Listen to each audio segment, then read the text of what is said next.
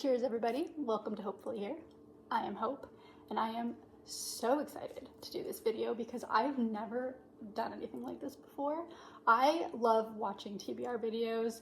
I just think they're so interesting. I'm not sure why. I'm not the only one. You also enjoy watching TBR videos, I'm sure. But when I was perusing my library website the other day, or one of the library websites that I am fortunate enough to have a card to, I noticed that they had come out with a summer bingo card.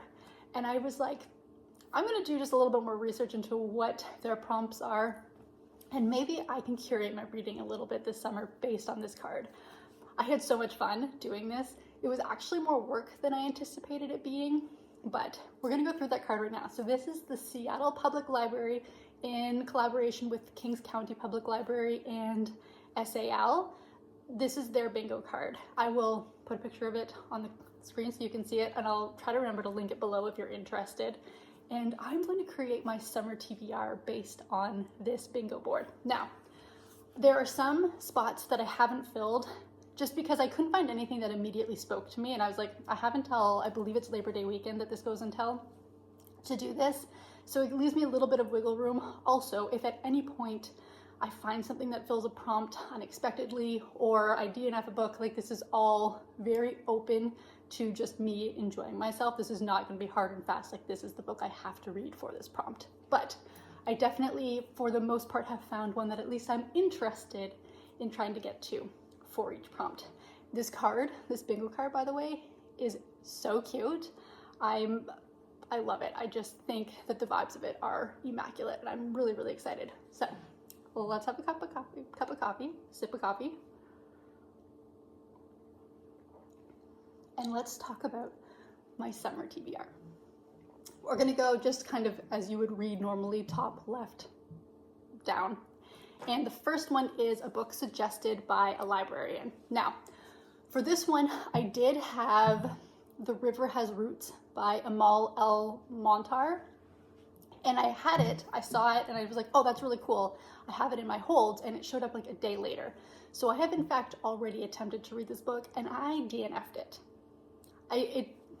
I'm not going to get into synopses or anything like that here, but that does mean that I now have a spot open because I would like to obviously do bingo as completed books. I think that's kind of the whole point, which means I'm going to have to do a little bit more research into what book I'm actually going to read here, but it is definitely going to be something spectacular, I'm sure. I just happened to have this one on hold and saw a library recommendation for it and was like, oh, I'll just use a hold that I already have.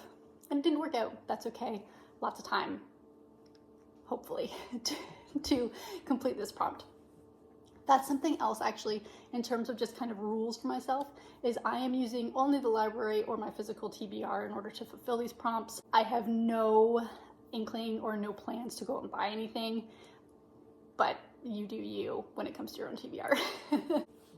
In spot number 2, we have a SAL speaker, S-A-L, and that is the Seattle Arts and Lecture Group who are collaborating to create this bingo board. And so I did look up to see kind of who their previous authors are that have spoken at these lectures, and 2 came up as books that I could absolutely put on for this. One is Kalabasa by R.F. Kuang, and the other is Tomorrow and Tomorrow and Tomorrow by Gabrielle Zevin. Both books are ones that I would like to get to. Tomorrow and Tomorrow and Tomorrow obviously has been around for a long time, but I read my first Gabrielle Zevin book earlier this year and really enjoyed their writing, so figured why not at least try to get to Tomorrow and Tomorrow and Tomorrow at some point.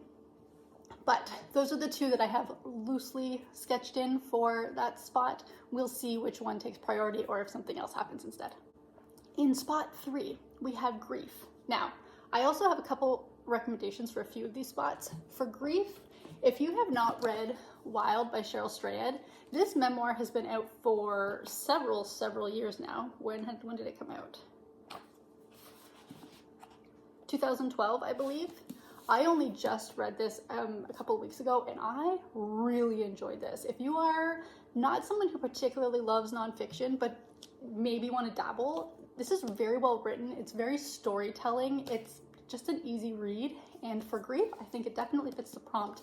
This woman goes on a hike up the Pacific Crest Trail to kind of help her deal with the loss of her mother, and I absolutely loved it.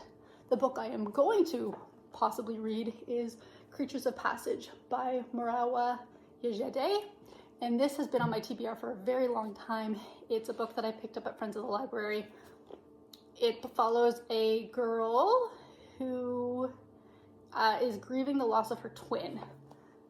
There's more to it than that, obviously, but this is the book that I happen to own physically that I wanted to get to that fits the prompt, and so it's the one that I'm going to do for this one. Next, we have PNW Nature, so the Pacific Northwest Nature books. One that I did see in the list of kind of books you could use to fulfill this is Greenwood. Is that what it's called? Yeah, Greenwood by Michael Christie, which I read, I think about a year or two ago now, and really enjoy it. So if you have the chance to get your hands on that book, I would say it's definitely one worth fulfilling the prompt for. If I'm remembering it correctly, it follows a woman who takes care of trees in like this sanctuary because they are so far and few between now in the world, and it just follows that story, but really well written, very atmospheric. I thoroughly enjoyed it. The one that I am going to pick up for this book, for this prompt, is Deep River by Carl Marlantes. I have this coming to me from the library.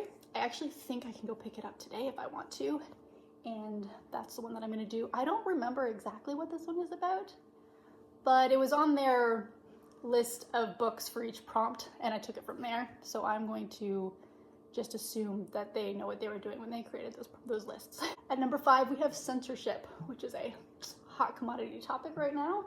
And there are 2 that I have on my potential list for this one. One is a nonfiction written by a librarian, and it is called On Censorship, A Public Librarian Examines Cancel Culture in the U.S. by James LaRue. And I have a fiction, which is the book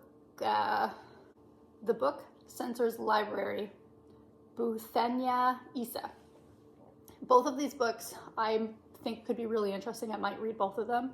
One of them I can go pick up at my library, and the other one I have coming to me. But I kind of just thought it would be smart to do maybe a fiction and a nonfiction for this prompt, just depending on my mood. I have read very, very little nonfiction so far this year, and I'm not sure that I'm in the mood for it necessarily, but I thought the idea of reading kind of this examination of cancel culture and censorship from a librarian's point of view is really interesting, so I think I'm going to give both of them a go.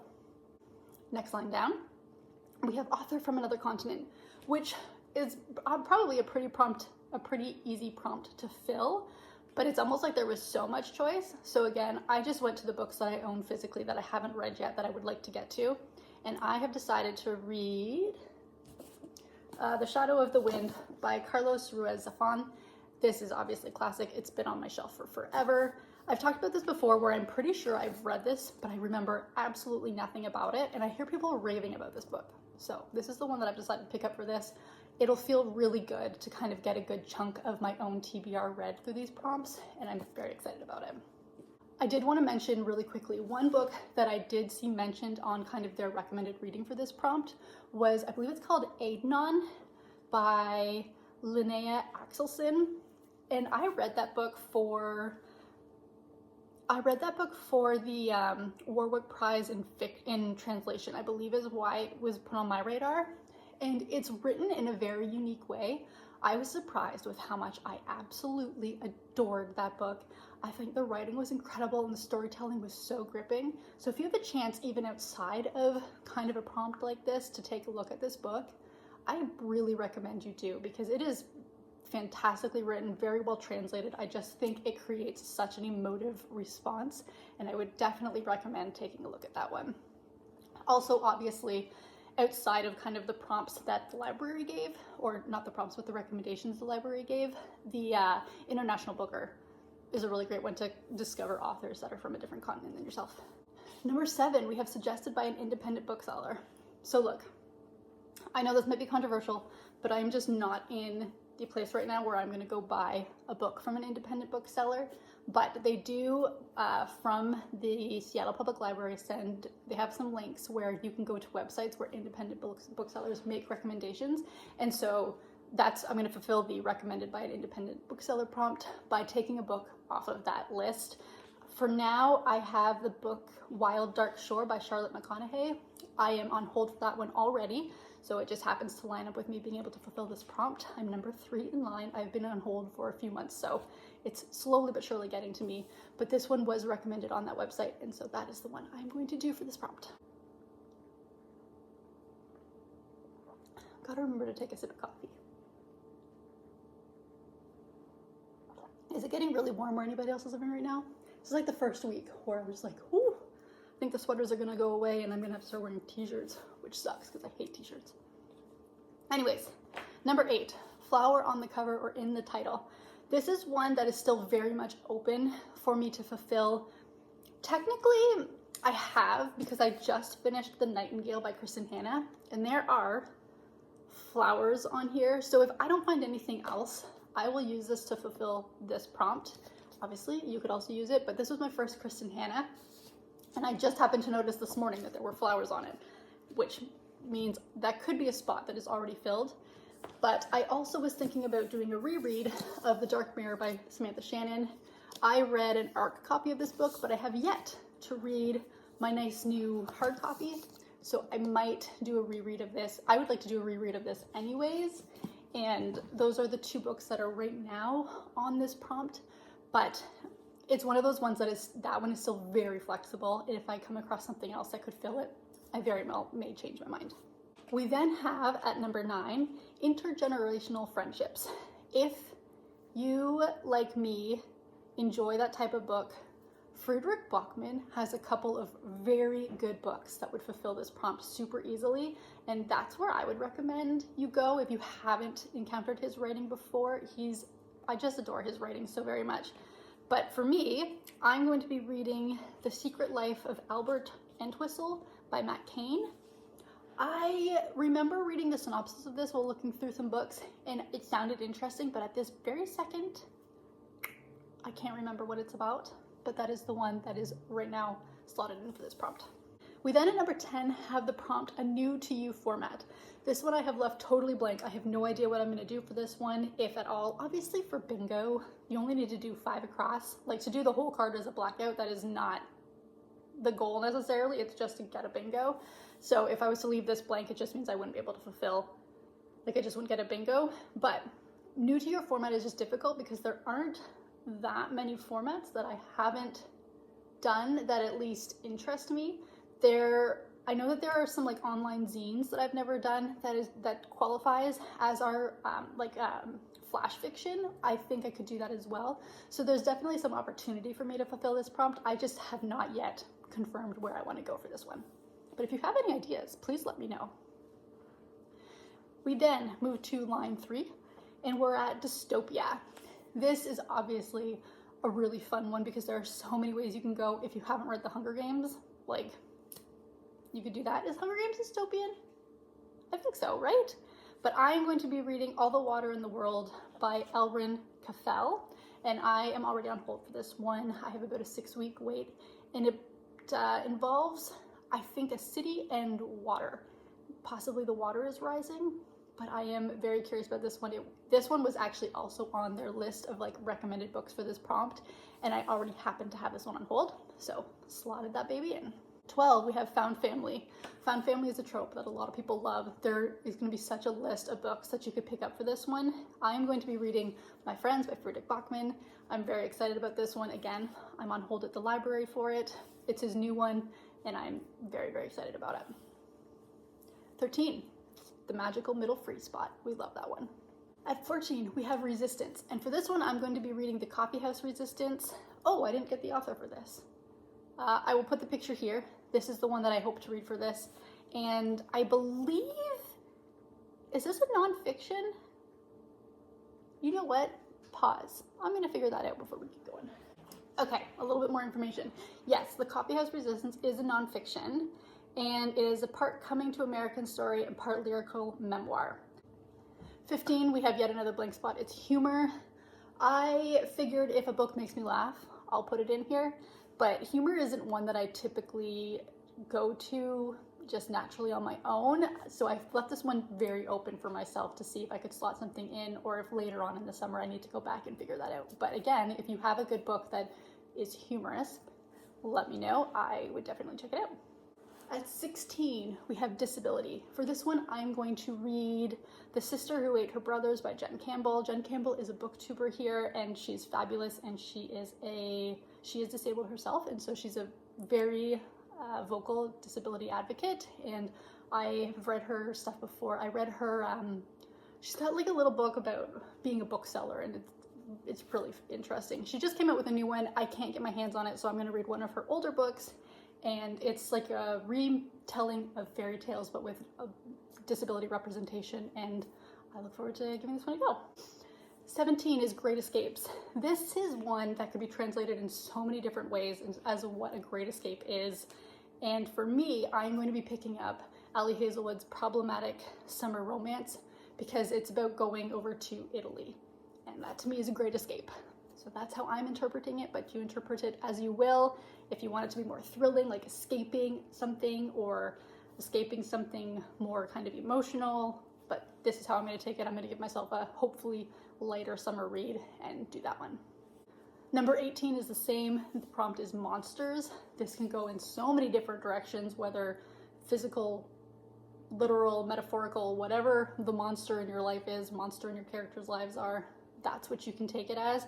I personally am going to be reading that should be an interesting reading experience. I'm going to read The Never List by Jade Presley. Part of the synopsis literally says something about 4 monsters. I think she falls in love with all 4 of them. It'll be a trip, but it should just be a good escapist time, and I'm here for it. Number 19 is To Read in Public. Okay, I do that a lot, so that shouldn't be a hard one to fill. 20 is a BIPOC historical fiction or nonfiction book. This one was actually more challenging to fulfill than I thought it was going to be. It's hard to find books. Oh, it's not hard, but it's not as common. I don't even know what the right terminology is, but finding books about BIPOC characters not written by white authors is kind of what I was going for. I didn't want a book written by a white author. I wanted to find an author of color to tell the story, and so the one that I would say, if you haven't read it yet, Homegoing by Yagyasi is flippin' brilliant, and if you need a book, this is one to absolutely pick out. It's not an easy read. I mean, it's easy read, but the content is heavy, as a lot of books about the slavery period obviously would be. The one that I am currently reading and have decided to do this is The Sweetness of Water by Nathan Harris, and so far I'm having a really great time. You're following 2 brothers who have just been released from slavery. It's just after the end of the Civil War, and you're following their story, but you're following it through the eyes of this man named George, who owns a homestead and has hired these 2 men on, and it goes from there. It gets very dark and very sad, but the writing has been brilliant, and I'm having a good time reading it. Boxes 21 and 22 are a 2-in-1 because it's one big book, so they allow you to take up 2 spaces for one prompt, which is kind of nice of them. And the 2 that I have that I'm hoping to read at some point this summer, we'll see. The one that I will definitely be reading very soon is Wrath by John Gwynne, book 4 in the Faithful and the Fallen series. I've talked a lot about the series lately, so I'll shut up, but that's on it. But another one that is definitely on my radar because she's releasing a new book in this world, and that is A Day, Fall, and Night by Samantha Shannon. I still need to get to this one. It's a chunker. And so there are 2 books for the one big book thing. It just depends which one I stamp in there, but I will definitely be getting to one of them for sure, possibly both of them. At number 23, the prompt is hope. I haven't filled this one. This is one that I left blank. I just kind of figured I would see where my reading takes me. There are a lot of different ways you could go with hope as well, and I've just decided to leave it blank for my own kind of mood reading, but if you have something that you think would fit the prompt really well, again, let me know, because I'm still very much open to suggestions. At number 24, we have Gender Bender. This one was an interesting one to look into. I am going to be reading Middlesex by Jeffrey Eugenides. It's a book that I've definitely heard of before. I don't really know a ton about it, but it was the one that was most familiar to me, so decided to go with that one. Plus, I could get it from the library fairly easily. Now, there was one called Herland and the Yellow Wallpaper by Charlotte Pankins Gilman, which also sounded pretty intriguing, but Middlesex is the one that I think I'm most heavily leaning towards. And then finally, at number 25, we have a buddy read. I actually have one of these planned. I'm reading The Incandescents with the girl that I work with. I'm really excited about it. That one the library should have for me in the next couple of days. It's in transit. So I will in fact be able to fulfill the buddy read prompt, which makes me very happy. So that was a lot of talking. That was a lot of books, but this was my summer TBR and I'm excited about it. It's kind of interesting because I am a mood reader, so like I said, none of this is set in stone, but it is also nice to kind of just see where my reading might be going in the next few months, and I have until the end of August to fulfill this. We'll see. I mean, getting at least 5, a 1 bingo row, should be easy. It's gonna be, do I go for a full blackout? I'm not sure that's in the cards, but I'm excited to find out either way. So, thank you so very much for joining me. I hope that your summer reading is going well, will go well. Let me know if you're participating in any summer reading plans, and I will see you in the next one.